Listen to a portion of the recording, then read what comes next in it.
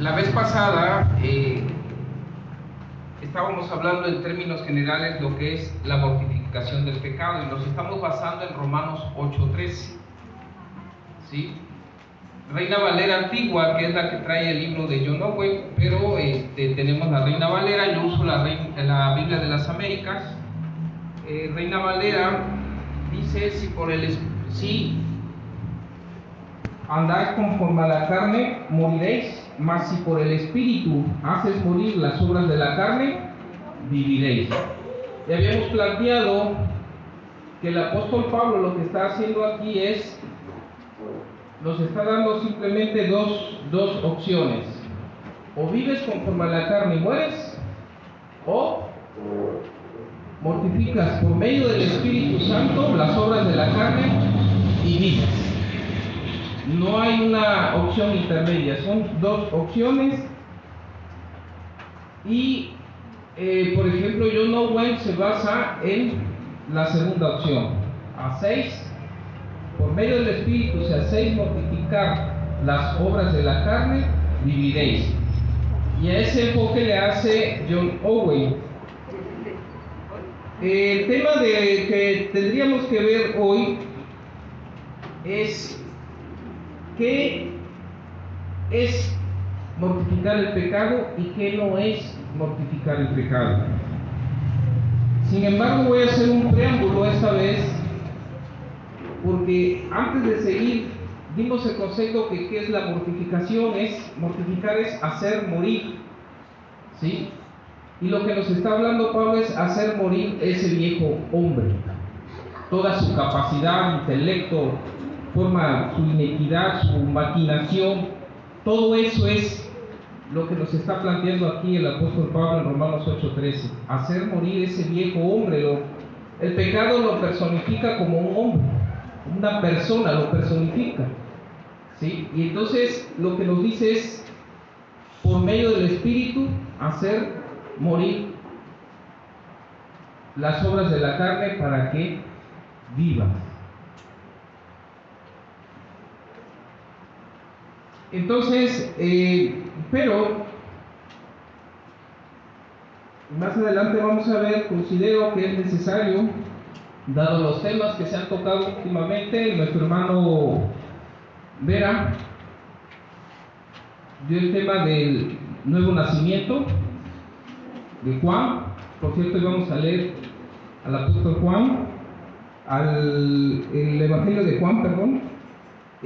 Pero también vamos a ver parte de ese nuevo nacimiento, porque nosotros podemos seguir hablando de la mortificación del pecado y si no tenemos la convicción, la certeza de salvación, no vamos a poder mortificar el pecado, y se los voy a explicar más adelante. Pero antes vamos a orar para que el Señor nos guíe y sea Él quien dirija estas palabras a su pueblo, para que todos seamos edificados, vivificados en su palabra, exhortados para vivir una vida de santidad y obediencia a Él. Padre eterno que estás en el cielo, Señor todopoderoso, nuestro creador y sustentador, Dios santo y justo, pero también nuestro Dios de amor y de misericordia. Eres lento para la ira y rico en misericordia, Señor. Gracias porque tú has querido tener misericordia de este pueblo, porque a pesar de que estábamos muertos en nuestros delitos y pecados, tú enviaste a tu Hijo Jesucristo para darnos vida y vida en abundancia. Gracias, Señor, te damos porque no has visto nada bueno en nosotros, sino que éramos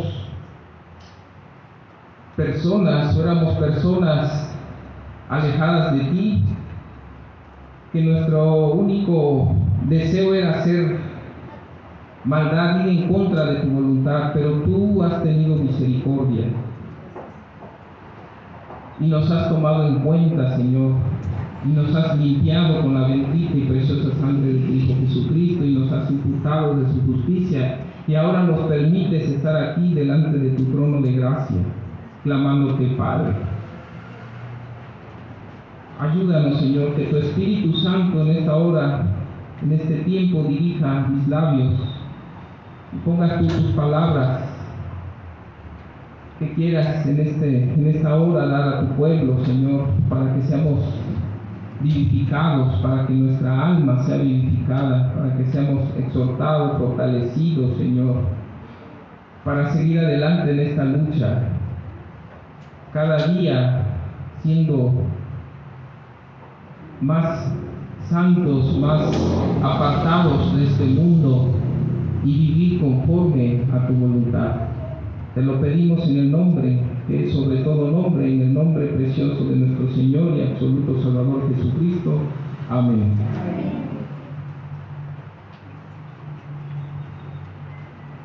Aunque la muerte del creyente al pecado fue comprada y asegurada por la muerte de Cristo en nuestro lugar, en el lugar del pecador, no obstante, la mortificación del pecado debe ser nuestra tarea diaria hasta el fin de nuestros días aquí en esta tierra.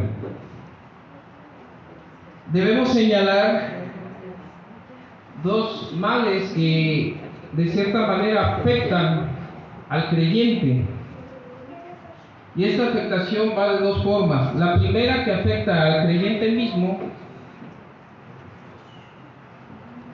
alguien que sostiene la idea de que la gracia y la misericordia divinas le permiten pasar por alto sus pecados cotidianos, está muy cerca de convertir la gracia de Dios en un pretexto para pecar y de ser endurecidos por el engaño del pecado.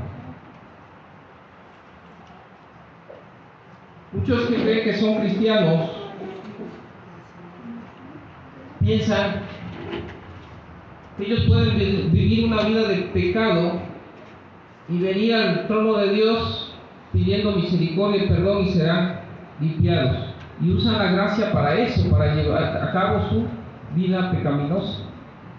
Pero eso no nos dice la palabra. Dice 1 de Juan 1:7, mas si andamos en la luz, como Él está en la luz, tenemos comunión los unos con los otros, y la sangre de Jesús, su Hijo, nos limpia de todo pecado. Tito 2:14, quien se dio a sí mismo por nosotros para redimirnos de toda iniquidad y purificar para sí un pueblo para posesión suya, celoso de buenas obras. Primera de Juan 2:19, salieron de nosotros, pero en realidad no eran de nosotros. Porque si hubieran sido de nosotros, también habrían permanecido con nosotros, pero salieron a fin de que se manifestara que no todos son de nosotros. Esa es la idea que se está planteando aquí. El otro problema es que enfrenta el cristiano es que su vida afecta a otras personas. ¿Cómo es esto? Cuando una persona inconversa puede ver la vida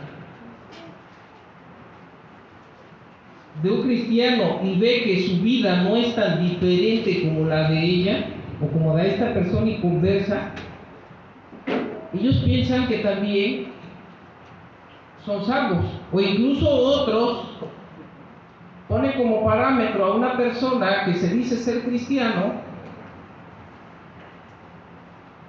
y tratan de vivir una vida semejante, incluso superarlos en un poco o más que ellos, y con eso ellos creen que son salvos, porque dice el cristiano, mira, él es cristiano, se dice cristiano y dice tener salvación,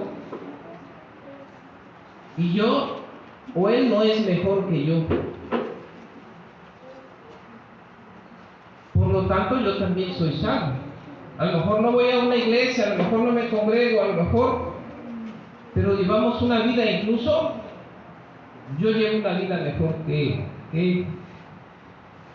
Me da tristeza comentar esto, no lo voy a decir, bueno, es alguien familiar, o alguien es familiar.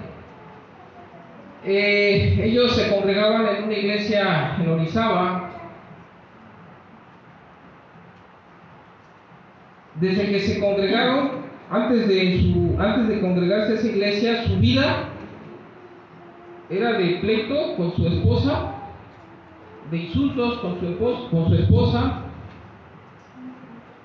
Se ofendían al grado de ofensas de adulterio, ambos. Se congregaron, se bautizaron, siguen las ofensas, siguen los adulterios. La diferencia es que ahora viven separados. Él ahora se tatuó todos los brazos, ella se pintó de colores el cabello, él se puso aretes, pero él y ella se dicen cristianos. Y es algo de lo que está hablando aquí. Desde que ellos se congregaron no ha cambiado nada en su vida, siguen siendo exactamente igual. No ha habido un nuevo nacimiento. Pero ellos se dicen cristianos y personas que los ven dicen, bueno, pues si el cristiano se tatúa, si el cristiano anda en adulterio, si el cristiano vive conforme a las modas del mundo, y si yo vivo como él, y si él dice que es salvo, pues yo también soy salvo. Incluso yo vivo mejor porque yo me visto bien, yo no ando tatuado, yo trabajo, yo quiero a mi esposa, yo no ando haciendo adulterio. Y sin embargo él anda así y dice ser salvo y está certero de ser salvo. Yo también soy salvo. Y ese es el problema, cuando el cristiano no mortifica el pecado. Y es de esto que nos habla el apóstol Pablo en Romanos 8:13. Si hacéis por el Espíritu morir las obras de la carne, viviréis.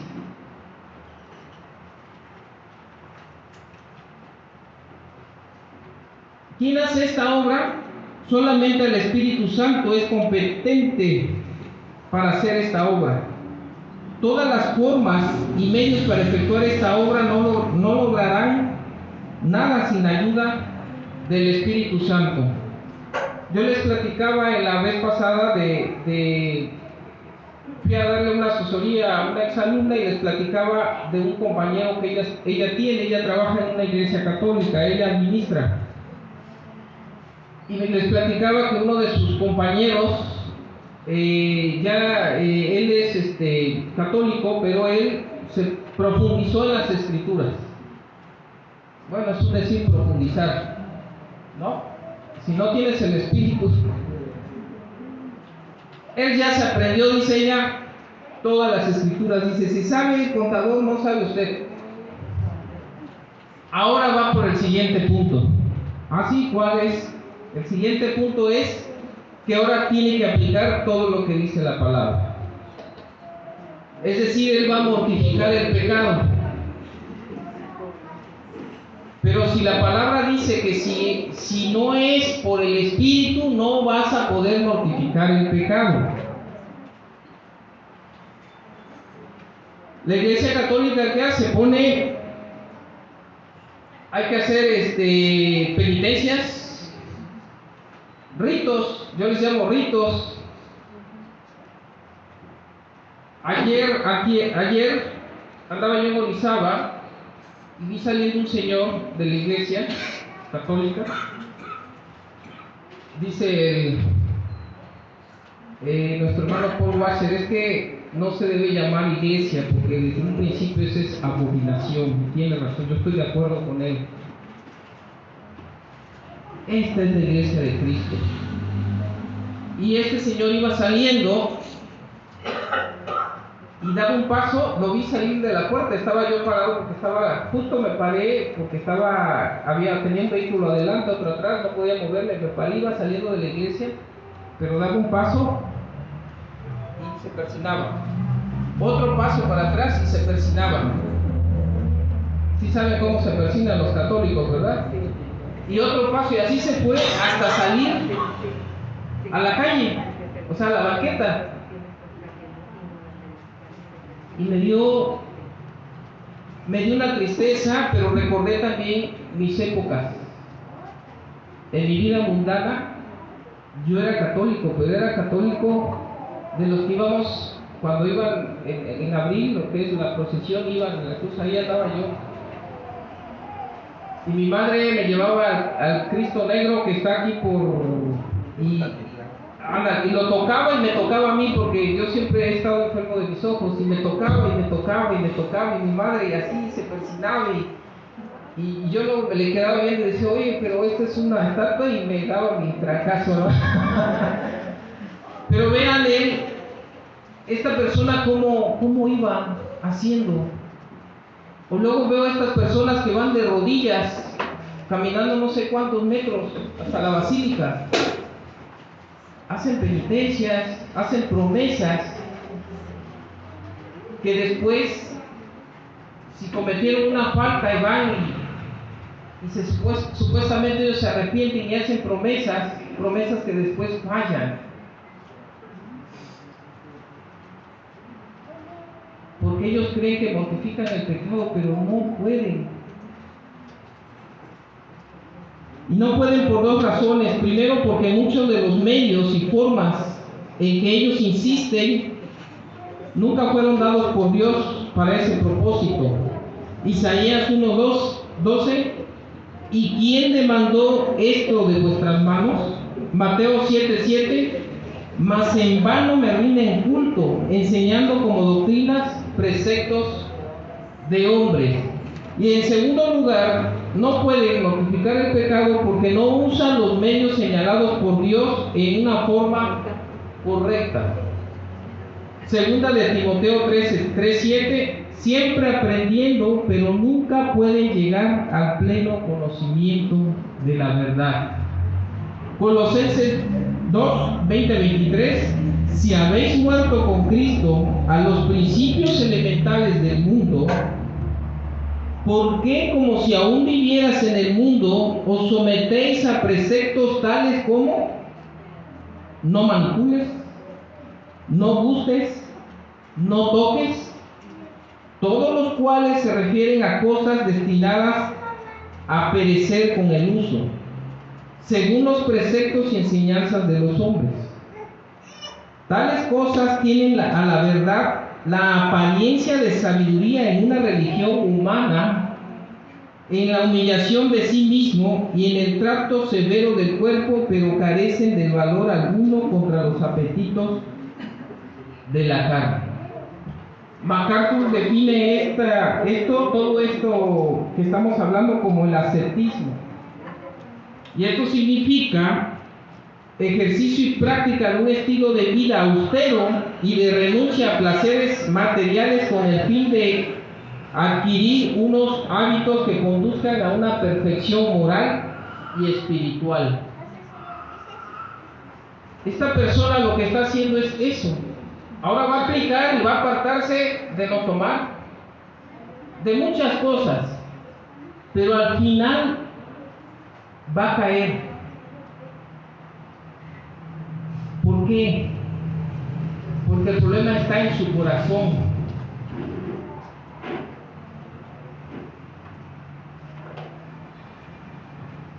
Porque aquel que no tiene el Espíritu Santo no es de Cristo.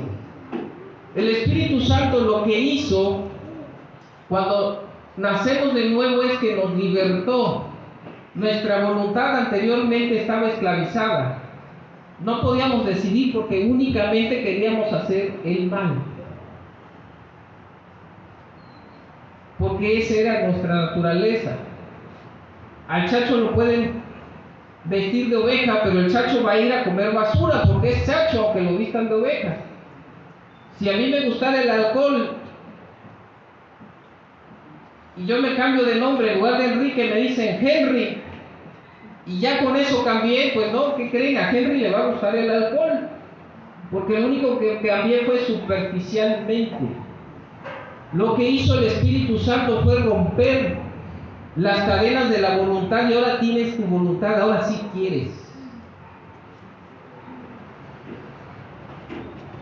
Pero no pueden. ¿Qué necesitamos? El Espíritu Santo. Un ejemplo. Suponiendo que Pablito quiere, no le interesa el foco a Pablito, se fundió ese foco, pero Pablito anda distraído, jugando. Anda jugando y no le interesa el foco. Resulta ser que de repente Pablito se interesa por el foco. Cuando el Espíritu Santo quita las cadenas de nuestra voluntad esclavizada, entonces ya queremos. Y Pablito ahora sí le interesa, ese foco está fundido y quiere cambiar ese foco, pero él no puede, porque el foco está muy alto para él. Él quiere, pero no puede. Para que él pueda, viene su papá y lo alza. Y eso es lo que hace el Espíritu Santo. Primero nos da el querer y después nos empodera. Y entonces su papá lo alza y ya Pablito puede llegar al foco. Ahora, ¿qué pasa? Que tiene que hacerlo Pablito es quitar el foco fundido y poner el foco bueno. Y eso es lo que nosotros tenemos que hacer. Ya queremos, podemos, porque el Espíritu Santo es el que nos empodera. Ahora nos toca hacerlo, porque el Espíritu Santo no esclaviza nuestra voluntad. Nuestra decisión es: ¿dejas pasar al pecado o dejas pasar al Espíritu Santo? ¿Y cómo es eso? Cultivando una relación íntima con el Espíritu Santo. Eso es lo que hizo el Espíritu Santo en el nuevo nacimiento. Nos quitó las cadenas para que tengamos libertad en nuestra voluntad, y nos empoderó para que podamos hacerlo. Pero ahora nosotros tenemos que hacerlo por medio del Espíritu Santo. Porque si vivieres conforme a la carne, moriréis. Mas si por el Espíritu mortifiquéis las obras de la carne, viviréis. Pablo les está hablando a los creyentes, porque aquellos que viven conforme a la carne no son nacidos de nuevo, no son de Cristo. Gálatas 5:24. Pues los que son de Cristo Jesús han crucificado la carne con sus pasiones y deseos.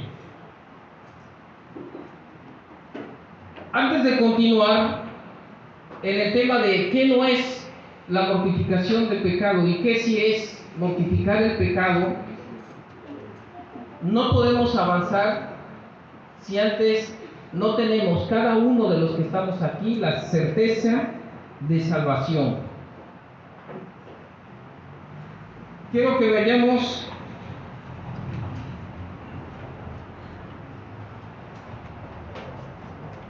Hechos 2:36-38. Este sí lo tomé de Reina Valera. Hechos 2:36-38 dice lo siguiente: sepa pues ciertísimamente toda la casa de Israel que este Jesús, a quien vosotros crucificasteis, Dios lo ha hecho Señor y Cristo. Al oír esto, se compungieron de corazón y dijeron a Pedro y a los otros apóstoles: varones hermanos, ¿qué haremos? Pedro les dijo: arrepentíos y bautícese cada uno de vosotros en el nombre de Jesucristo para perdón de los pecados, y recibiréis el don del Espíritu Santo. Pedro no le está diciendo, cuando le preguntaron ¿qué haremos?, Pedro no les dijo mortifiquen sus pecados. ¿Qué les dijo Pedro? Arrepiéntanse y crean. Ese es el primer paso. Entonces, si vamos a continuar hablando de la mortificación del pecado, vamos a dar el primer paso. ¿Cómo? Bueno, haciéndonos cada uno un autoexamen conforme a la luz de la palabra. Todos los que estamos aquí, yo considero que somos nacidos de nuevo. Pero si hubiera alguien que no es nacido de nuevo, bueno, primero vamos a hacernos un autoexamen, ¿sí? Nos vamos a apoyar en la primera epístola de Juan 1, primera epístola de Juan, ¿sí? Y yo les voy a invitar, cada uno, ahorita vamos a hacer un resumen, voy a tomar un resumen, pero vamos a estar leyendo los versículos. Pero voy a tomar un resumen que hizo Paul Washer, precisamente de todo, primera epístola de Juan. Pero yo les voy a invitar a cada uno en sus casas que se hagan un autoexamen, para que tengamos la certeza y podamos entender la mortificación del pecado, que es la labor de cada creyente. Porque si alguno no está en Cristo y quiere hacer como este joven que les platiqué, empezar a mortificar el pecado, lo único que van a encontrar es al final frustración.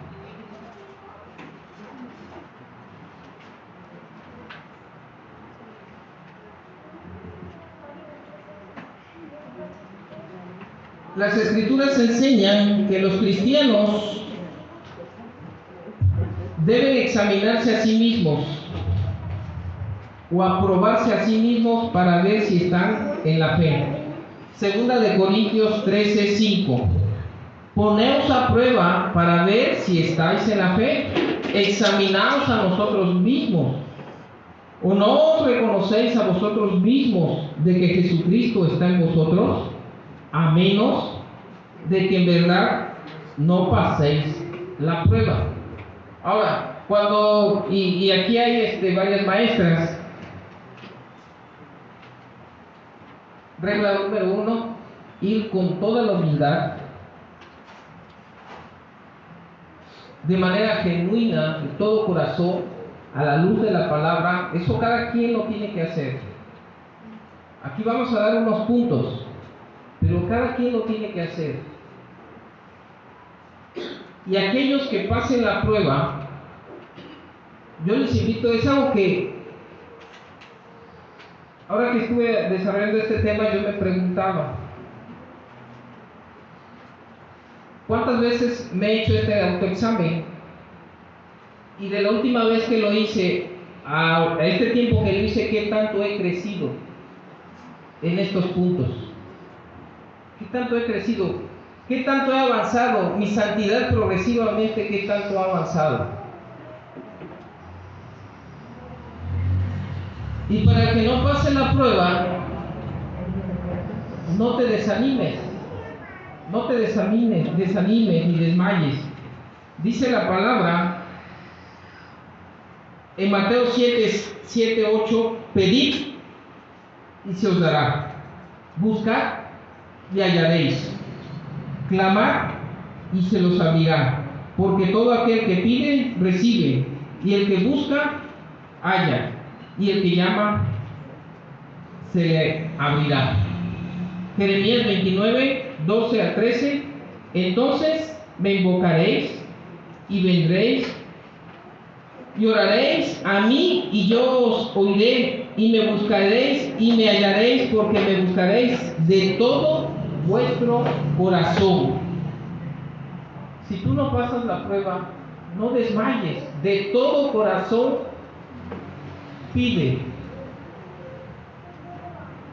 busca, porque si pides te dirán, si buscas hallarás, pero ve de todo corazón.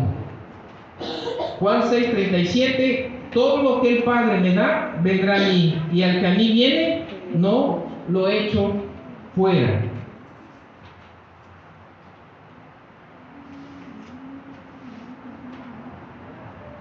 A medida que estas características sean evidentes en nuestras vidas, podemos tener la certeza o la confianza que verdaderamente hemos venido a conocer a Cristo y que estamos siendo transformados por su poder. Vamos a buscar primera epístola de Juan.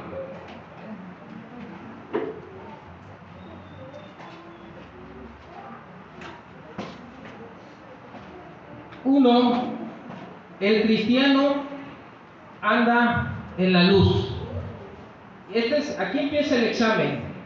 Yo aquí nada más voy a dar estos puntos. Me estoy basando porque debo darle el crédito a quien lo hace en la lista, Paul Washer, pero vamos a leer los versículos. ¿Ok?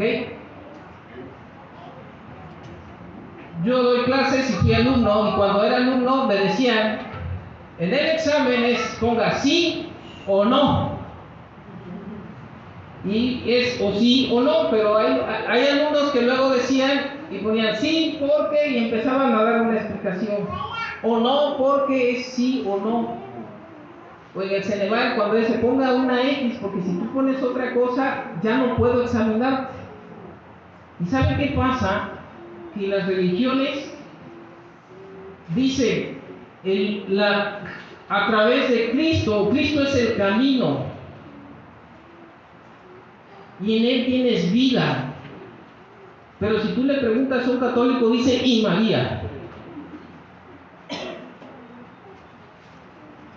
Le dices, ora, pídele a Dios en el nombre de su Hijo Jesucristo y del San Arcángel y no sé qué, y te empiezan a decir, a eso me refiero.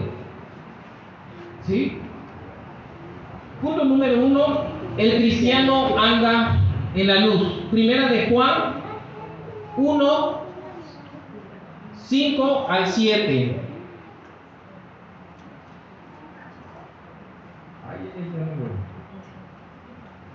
Y este es el mensaje que hemos oído de Él y que os anunciamos. Dios es luz y en Él no hay tiniebla alguna.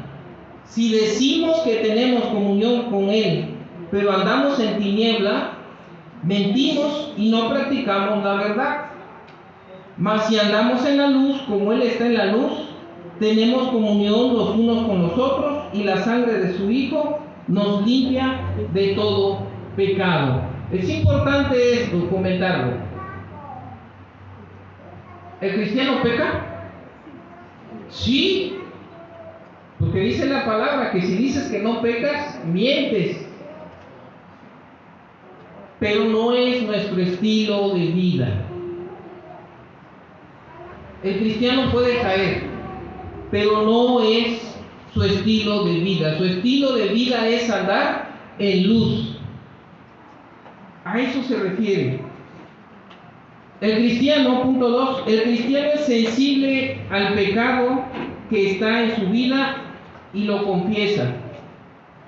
El cristiano no es inmune al pecado, pero lo desdeña y lucha contra ello. Su vida es marcada por el arrepentimiento, la confesión y una santificación progresiva. Primera de Juan 1, del 8 al 10. Por otra parte escribo un mandamiento nuevo, el cual es verdadero en Él y en vosotros, porque las tinieblas van pasando y la luz verdadera ya está alumbrando. El que dice que está en la luz y aborrece a su hermano está aún en tinieblas, y el que ama a su hermano permanece en la luz y no hay causa de tropiezo en él.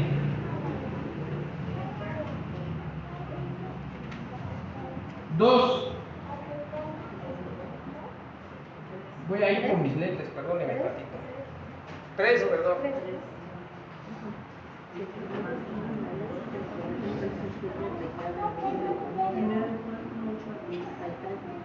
Me bajó un poquito la presión porque me siento mareado, pero todo normal. 3, perdón. La segunda cita fue Juan 2, ¿verdad? No, primera de Juan 1 del 8 al 10. 3. El cristiano guarda los mandamientos de Dios. Esto no significa que el cristiano se conforma sin fallas a los mandamientos de Dios. Más bien significa que su estilo de vida refleja un creciente aprecio por los mandamientos de Dios y una creciente conformidad a ellos. El cristiano busca hacer la voluntad de Dios. Anhela. ¿O no anhelan ustedes, hermanos, obedecer a todo el Dios, cumplir su ley? Sí. Amarlo con todo nuestro corazón, con toda nuestra alma. No lo hacemos práctico, pero genuinamente sí lo queremos. Pero un inconverso no le interesa. Lo único que le interesa es satisfacer sus placeres. Fundamento Juan, primera de Juan, siempre es primera de Juan 2, del 3 al 4.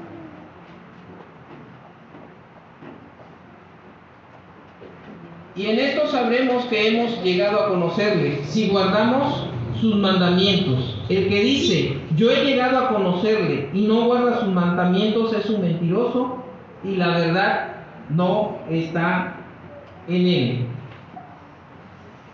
4. El cristiano busca andar como Jesús anduvo. Es un poco difícil, ¿verdad? Un poco difícil. El cristiano busca andar como Jesús anduvo. La gran comisión del verdadero discípulo es ser como su maestro.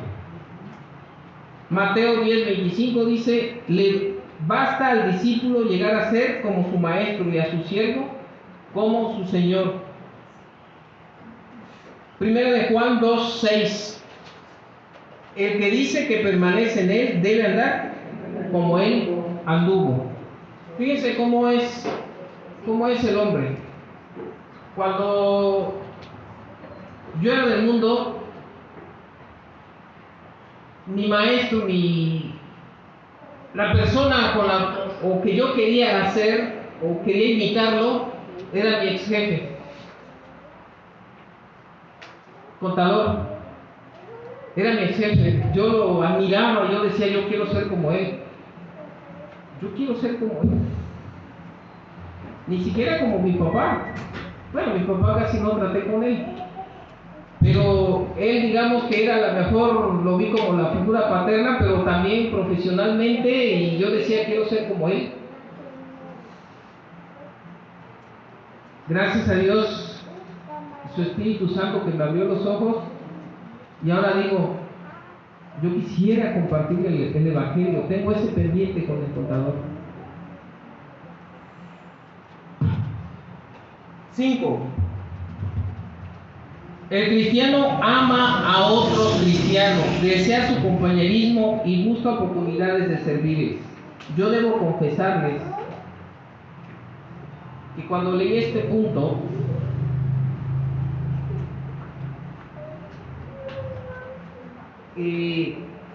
dice desea su compañerismo y busca oportunidades de servirles, pero a veces tenemos nuestros hermanos favoritos, pero en realidad tenemos que buscar a todos, convivir con todos.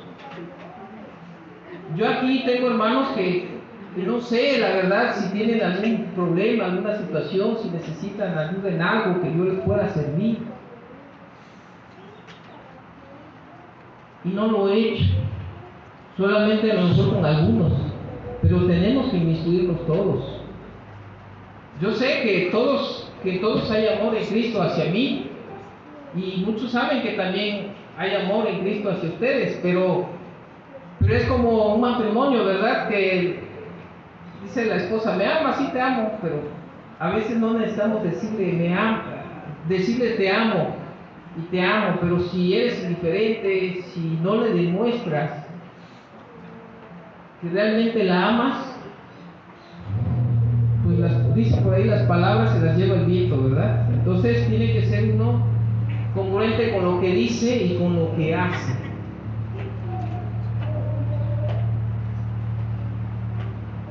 Primera de Juan 2:9-1. El que dice que está en la luz y aborrece a su hermano, creo que este lo di equivocado en el anterior, pero ahorita lo corregimos. El que dice que está en la luz y aborrece a su hermano, está aún en tinieblas. El que ama a su hermano permanece en la luz y no hay causa de tropiezo en él. Pero el que aborrece a su hermano está en tinieblas y anda en tinieblas y no sabe a dónde va, porque las tinieblas han cegado sus ojos. El amor hacia otros creyentes es una de las más grandes evidencias de la salvación. Mateo, y aquí sí quiero que leamos Mateo 25:34, porque este sí no lo anoté.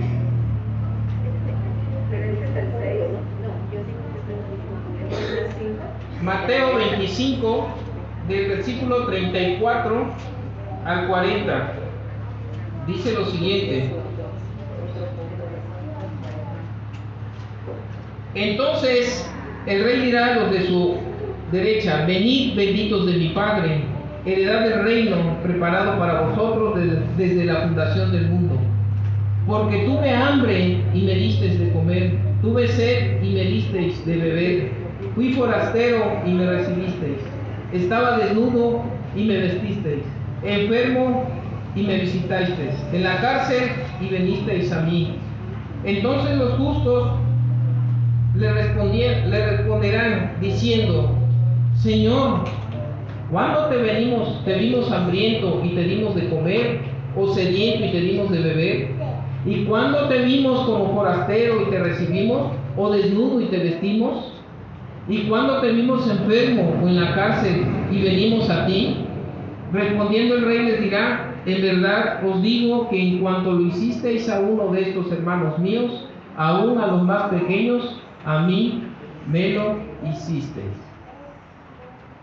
Primera de Juan 3, del 14 al 18. Estamos en el mismo. Primero de Juan 3, del 14 al 18.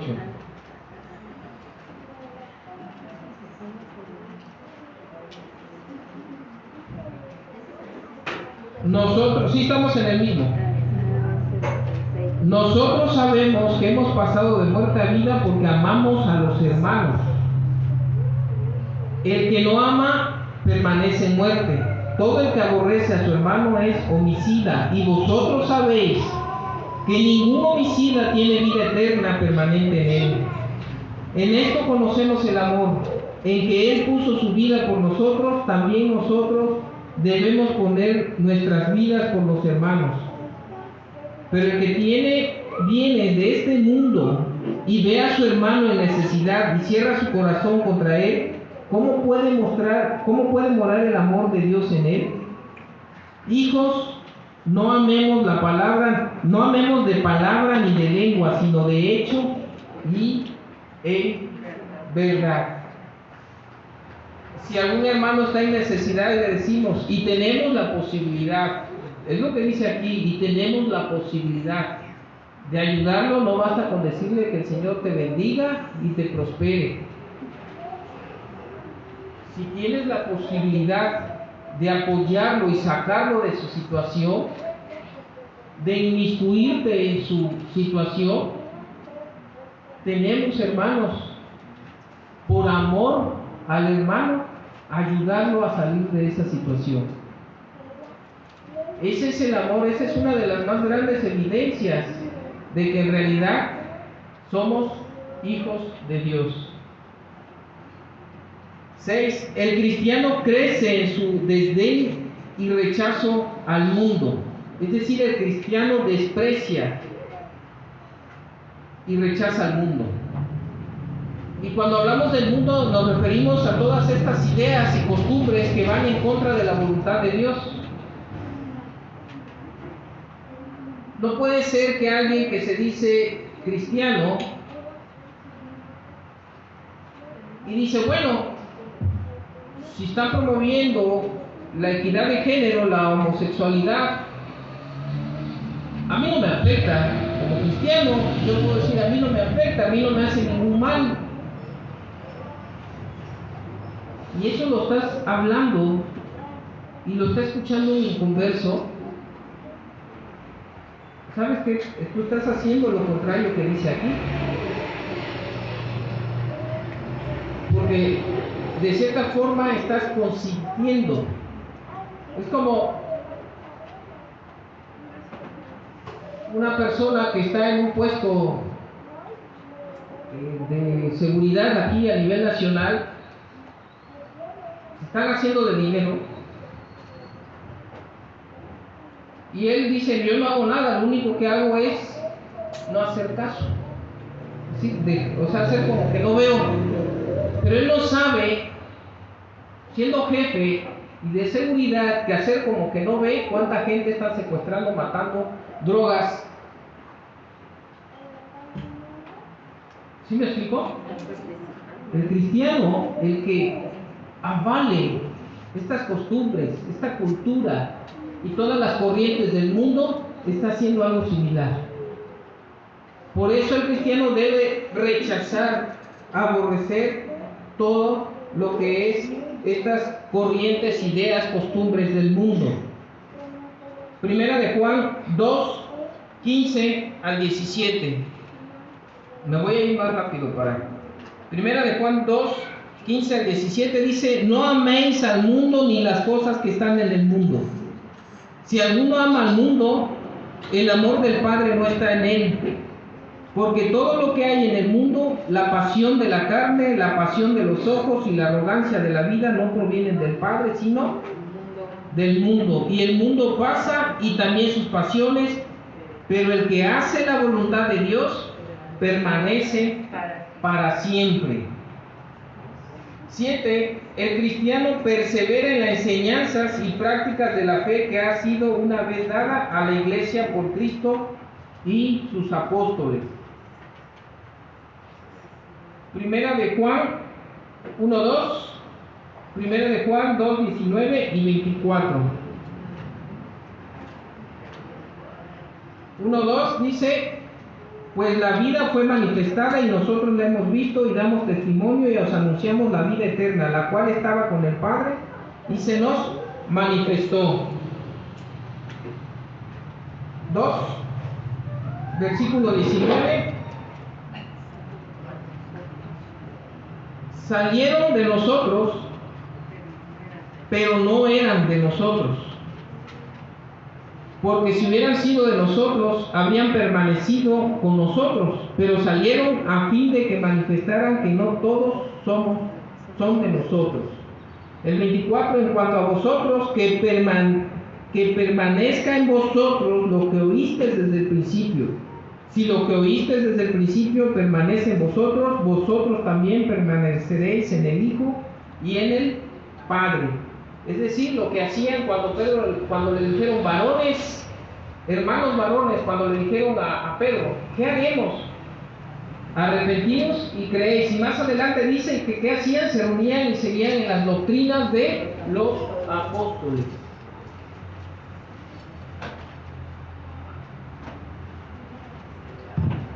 Ocho. El cristiano practica la justicia y no se entrega al pecado como un estilo de vida.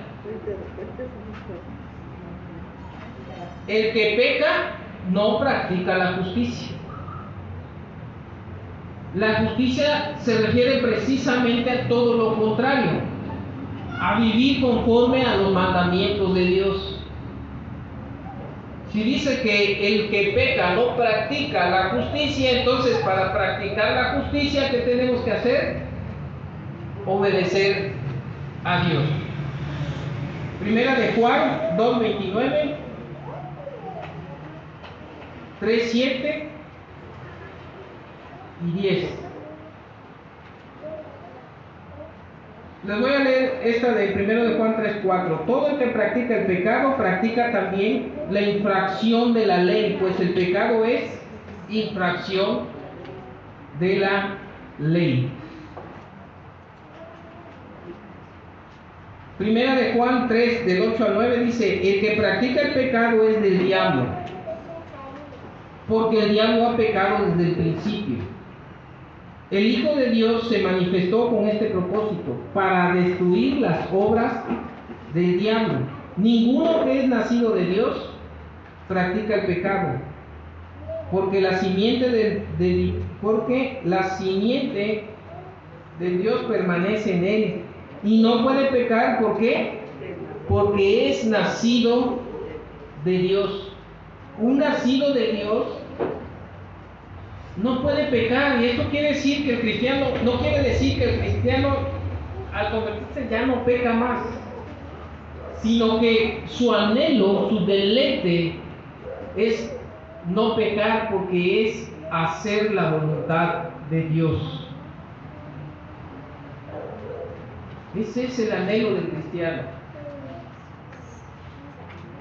9. El cristiano se purifica a sí mismo, y aquí encuadra lo que vamos a seguir, los temas que vamos a seguir viendo, que es cómo mortificar el pecado.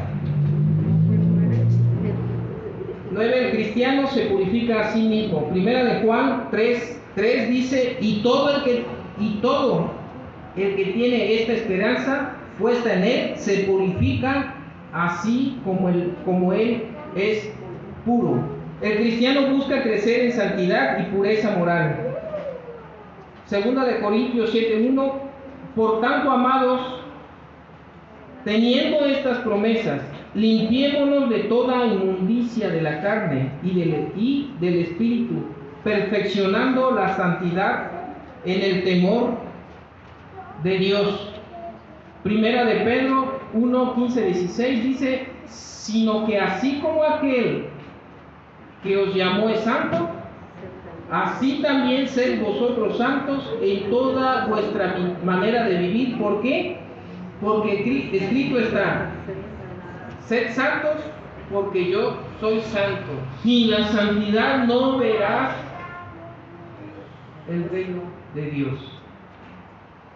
Esa es la importancia también de mortificar el pecado. La primera es porque nuestro deleite es agradar a Dios, no por los beneficios que vamos a recibir o que ya recibimos, sino nuestro deleite. Ahora amamos a Dios, nos deleitamos en querer hacer su voluntad, y por eso nos ocupamos de mortificar el pecado. 10. El cristiano cree y confiesa que Jesús es el Cristo, el Hijo de Dios y el Salvador del mundo. La gran y única esperanza del cristiano es la persona y obra de Cristo. No hay otro medio, no hay otro camino, no hay otra deidad. Únicamente nuestra esperanza está en la obra de nuestro Señor Jesucristo, en la cruz, en el Cristo crucificado y en el Cristo resucitado, que es lo que estamos hoy celebrando, alabando, gozándonos, recordándonos, que lo debemos hacer diario nosotros mismos, pero hoy lo hacemos como iglesia. 1 de Juan 4:2, nada más voy a leer unos versículos, pero les doy 1 de Juan 4:2, 13 al 15, y del capítulo 2, del 22 al 23. Dice 1 de Juan 4:2: en esto conocéis el Espíritu de Dios. Todo espíritu que confiesa que Jesucristo ha venido en carne es de Dios. En esto sabemos que permanecemos en Él y Él en nosotros, en que nos ha dado su Espíritu, y nosotros hemos visto y damos testimonio de que el Padre envió al Hijo para ser el Salvador del mundo. Miren, hermanos, es un privilegio que nosotros podamos leer la palabra y que el Espíritu Santo nos haya dado el entendimiento. Porque este joven del que les platico, de esta exalumna mía, él ha leído la palabra, él ya se sabe la palabra, pero su velo no ha sido quitado. Si nosotros hemos sido libertados, es una tontería que volvamos a ponernos las cadenas.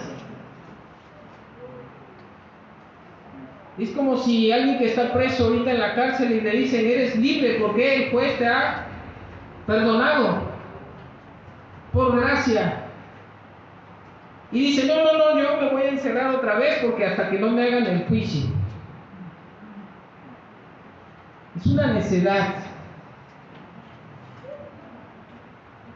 Todo aquel que confiesa que Jesús es el Hijo de Dios permanece en Él y Él en Dios. 11. El cristiano cree el testimonio de que Dios le ha dado vida eterna por medio de su Hijo Jesucristo. ¿Crees? ¿Crees en ese testimonio? ¿Crees que por medio del Hijo de Dios tenemos vida eterna? Amén.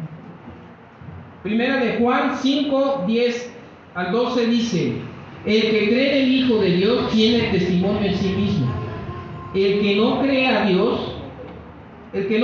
a Dios ha hecho mentiroso, porque no ha creído en el testimonio que Dios ha dado respecto a su Hijo. Y el testimonio es esto: que Dios nos ha dado vida eterna, y esta vida, ¿dónde está? En su Hijo.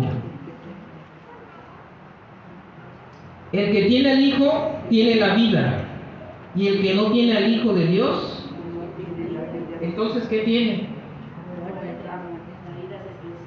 Tú tienes al Hijo. Gózate, porque tienes vida. Hace un tiempo decía: nosotros no nos debemos preocupar por la muerte. Evidentemente, físicamente vamos a morir, pero nosotros tenemos la certeza de vida. ¿Por qué? Porque tenemos al Hijo, y dice que si tenemos al Hijo, tenemos la vida, y esta es la palabra de Dios, y Dios es verdadero. A partir de ahora voy a tratar de que en cada prédica, si el Señor así lo permite y el Señor me pone aquí, tratar de hacer evidentes cada uno de los atributos de Dios. Es importante que conozcamos cada uno de los atributos de Dios, porque muchos decimos, o muchos incrédulos dicen: sí conozco a Dios, pero ni siquiera saben los atributos de Dios. Y es fundamental. Yo conozco a mi esposa, lo amo a mi esposa. Al principio me gustó y después me fue gustando más, pero ¿saben por qué? Porque la fui conociendo más. Yo no sé si a ella le gustó más, yo creo que sí, ¿verdad? Pero ella ya me conoce más. No puedes decir que amas a tu esposa, o esposa, no puedes decir que amas a tu esposo si no lo conoces. Y nosotros no podemos decir que amamos a Dios y ir hablando por el mundo que somos cristianos y que amamos a Dios si no conocemos siquiera los atributos de Dios.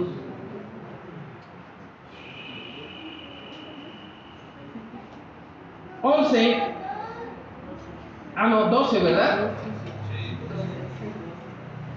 El cristiano, y aquí es donde a muchos como que el cristiano está sujeto a la disciplina paterna y amorosa de Dios. Cuando el Señor nos disciplina, el Señor nos está mostrando que nos ama Y yo me hacía una pregunta: Señor, ¿ya me has disciplinado? Anoche me la estaba yo haciendo. Anoche y me la estaba yo haciendo: Señor, tú me has disciplinado porque yo he recibido puras bondades, pura gracia, pura misericordia, pura benevolencia. Yo tuve muchos problemas en mi vida mundana, en mi situación alrededor de mi familia, la situación de mi madre, de mi hermano. Ustedes saben, de mi hermano fue algo muy duro. Pero yo no sé si eso ha sido mi disciplina, o yo no sé. Lo único que sí le dije: Señor, si tú no me has disciplinado, y si para mostrarme tu amor me tienes que disciplinar, disciplíname. Aunque el anhelo de mi corazón, como dice, que pase de mí esta copa, pero no se haga mi voluntad, sino tu voluntad.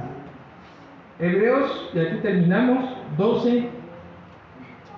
Vamos a Hebreos. Hebreos 12, del 5 al 11. Perdón por ahora sí me tardé un poquito. Además, habéis olvidado la exhortación que como a hijos se os dirige. Hijo mío, no tengas en poco la disciplina del Señor, ni te desanimes al ser reprendido por Él. Porque el Señor al que ama, disciplina y azota a todo que recibe por hijo. Es para vuestra corrección que sufrís. Dios os trata como a hijos, porque ¿qué hijo hay a quien su padre no discipline? Los del mundo.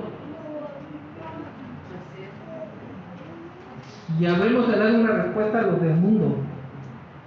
Pero si estáis sin disciplina, de la cual todos han sido hechos partícipes, y por eso es lo que yo les decía, que decía anoche, porque todos han hecho partícipes. Y entonces yo pregunto: Señor, ¿y yo por qué no?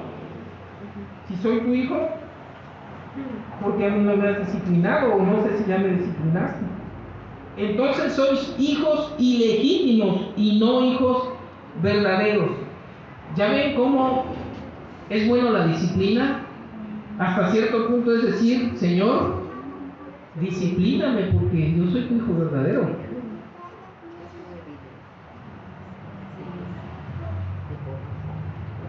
¿O soy un hijo ilegítimo? Entonces, disciplíname, Señor, disciplíname, para que sepa yo que soy un hijo verdadero.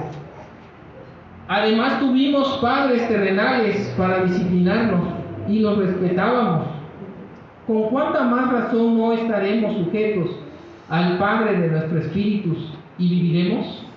Porque ellos nos disciplinaban por pocos días, como les parecía, pero Él nos disciplina para nuestro bien, para que participemos de su santidad. Al presente, ninguna disciplina parece ser causa de gozo, sino de tristeza, y sin embargo a los que han sido ejercitados por medio de ella, les da después frutos apacibles de justicia. Gracias, Señor, te damos.